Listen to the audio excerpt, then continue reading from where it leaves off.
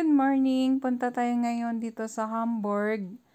Isa sa pinakamagandang lugar dito sa Germany, guys. Kaya maggala tayo ngayon kasi Saturday ngayon. Gagala tayo at putol-putulin ko lang ang aking video kasi para maiksi lang. Wait. Para maiksi lang, guys. Nandito na tayo sa city. Yan ang pinaka-city ng Hamburg, guys. Isa sa pinakamahal na mga bilihin at mahal na pero maganda magtrabaho dyan, guys, kasi malalaki yung sahod. Kahit na malaki din yung expenses mo, pero maganda yung dyan. Lalo na yung yung IT, marami dyan, guys. Kung mga IT kayo, natapos nyo, pwede kayo mag-apply dyan kasi laging hiring dyan. Tapos may mga cargo, sila. Yan, mga cargo. Kasi yan ng harbor ng, kunyari may mga deliver ng mga products galing ng Germany. Diyan dinadala para i-deliver sa iba't ibang lugar, guys. So, nandyan na tayo sa, sa city. Na lang tayo dyan, gala-gala, kakain ng breakfast.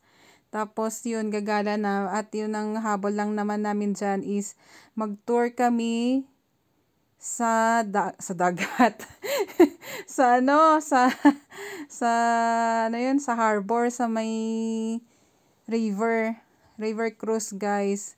Tapos makikita natin dyan yung mga cargo shipping kasi ilungga, kaya ganyan yung pagkabanggit ko, guys, pero masaya kasi first time ko nakasakay ng ganyan. At yun, basta tingnan na lang natin. Ayan yung city, guys. Wala pa tayo sa sa may bangka, sa boat. Mag-antay lang tayo. Ayan yung pinaka city ng Hamburg, guys. Sa mga gusto, may mga balak na pumunta ng Germany, puntahan nyo yung Hamburg kasi yun ang isa sa pinakamagandang lugar dito sa Germany, guys. Napaka-historical na lugar na yan. Ayan, may ibon akong binidyo. Maraming mga kalapati dyan. At yun, naglibot-libot muna kami dyan. Kasi maaga pa masyado. Wala pa masyadong tao dyan. Kasi pa lang yan mag-8 a.m. 10 a.m. kasi yung bukas na mga mga mall dyan. Maraming mga magagandang mga mahal na mga gamit, guys. Yung 500,000 mo yun, isang bili mo lang. Ganun yung mga mamahalin na mga gamit. Yung mga Chanel, ako ba yun kanina, basta di kasi ako mahilig sa mga mahaling branded na mga gamit, guys. Ayan yung city hall nila ng Hamburg. Yan yung city hall nila, diba? Ang ganda. Mahirap magkwento. Ayan na, guys, ayun yung sasakyan namin na boat. Ayan po. Tapos mag-antay tayo dyan. Sasakay na tayo. Magkano ba yan? 27 euro isang tao. Ayan. Tapos isang oras lang yung yung tour namin sa river. Pero ang ginawa nila, isa't kalahating oras din naman. Maganda. Ayan yung upuan nila. Ayan yung sa nandyan na tayo. Sasakay. Pero lilipat ako dyan mamaya kasi yung una kong inupuan hindi maganda. Hindi nakikita yung yan yung hindi nakikita yung labas. Ganon.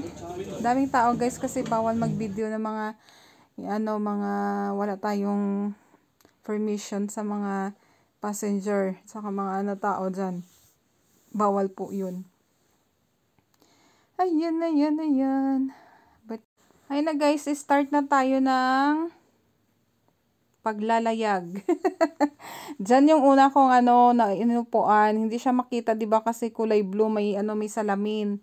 Kaya lumipat ako sa kabila, pero maganda din naman siya. Nakikita yung tubig. Tapos yung mga iba't ibang mga yung mga nagtutour, cruise ship na mga barko.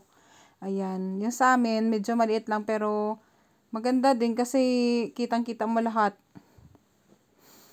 Ganon. Hindi ko kasi na video masyado eh. Yung ano namin, yung little barko. Ganon.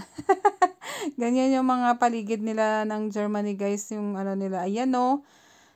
Ang cruise ship na yan, iwan ko kung saan pupunta yan. Napakaraming tao yan sa ano, sa loob. Di ko alam kung saan sila pupuntang lugar. Siguro ano yan sila. Buong Europe lilibutin ng ano na yan, ng barko na yan. Ang ganda-ganda, ang laki-laki. Mga mayayaman lang nandyan, 'di ba?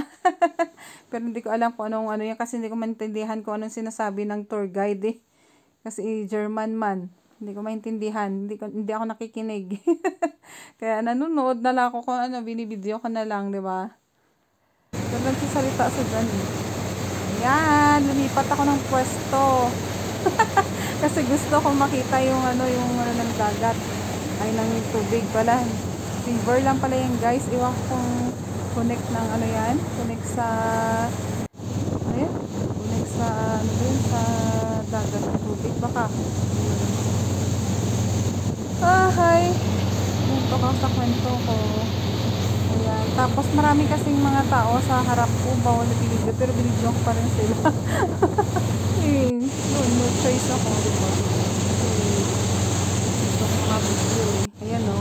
Sa likod ko yan. At hawak ko yung ano. Wait. Hawak ko yung cellphone ko kasi baka malaglag. Ayan yung pinost ko sa Reels guys. Yung Evergreen na ano na mga products. Ano Evergreen yata yung cigarettes yata yun eh. Tapos yung pangalan ng Costco. Ewan ko saan pupunta yan. Sabi niya parang sa China yata yung deliver yan. At maraming mga Pilipino na nagtatrabaho dyan for sure. Kasi parang may nakita ako eh. Say hi ko sa inyo. Say hi. Hi sa inyo po pala. Ang haba naman ng video na to. Basta ano siya guys. Maraming mga cargo dyan. Kasi dyan yung pantalan ng ano eh. Ng mga iba't ibang lugar na mga products kung saan galing. China, ganyan, Philippines, yata meron din dyan. Dyan din iniimbak. Dyan din yung iniimbak. Dyan din tumadaan. Lahat ng mga products galing Germany, galing ng iba't ibang lugar. Dyan, inaanon sa pantalan na yan na dinideliver, inaano ng mga barko. Dyan sila dumadaong. Ganun. Basta ano sila, dyan. Dyan na lahat. Ayun o, Aida Prima. Isa din sa cruise ship na pinakamalaking barko guys. Tingnan nyo, ang laki. Preston kanina sa isang barko, diba? Marami ding ano dyan. Passenger. Pupunta sila ng iba't ibang lugar. Ganun. O, diba? Pag may pera ka, pwede ka dyan. Siguro may mga Pilipina din dyan nagtatrabaho. Yung mga nasa barko ba? Ganun. Sea woman. Ganun. Video ko yung ano yung lalaki dun. Okay lang yun eh. Wala ko saan ano yan, to-cruise yan. Basta ako nakikinig eh. Basta gusto nag-i-enjoy na lang ako kasi antok na antok ako. 3:30 AM nagising na ako para maligo. Tapos 5 AM kami umalis. Ayun na. Basta maganda. Gusto ko nakikita ko yung tubig. Yun lang yung nahabol ko sa makalanghap ng tubig. Na parang may asin na wala. Tapos guys, meron dyan yung pinakalas na hindi ko pakita ko. Yun kasi yung pinakalas kasi nawala na ako ng battery. Rubat na ako. So yun na yun guys. Yun na yung ano natin. Yung papakita. Ay yung last na lang dyan. Yung Airfield Harmony ng Hamburg. Yun. Isa sa pinakasigat na building na sumasayaw. Kasi pinalitaan siya ng tubig. Pinayo siya na pinalitaan ng tubig. Kaya 60-year-old na yon at makikita na natin siya at gano'n na nagtatapos ang aking video. Nakapunta na ako dyan dati guys sa pangalawang Spaziergang gemacht haben, können Sie diesen ausruhen, diesen chillen und gelegentlich finden wir auch Open Air basta yun, puntahan nyo na lang yung mga live sa Sunday. alles passiert. Das einzige Manko war natürlich wie immer der Preis ist heiß. Das Gebäude sollte ja mal kosten um die 150 Millionen Euro. Relativ sind wir noch bei 779 Millionen Euro. Und guys, tuloy lang sa buhay.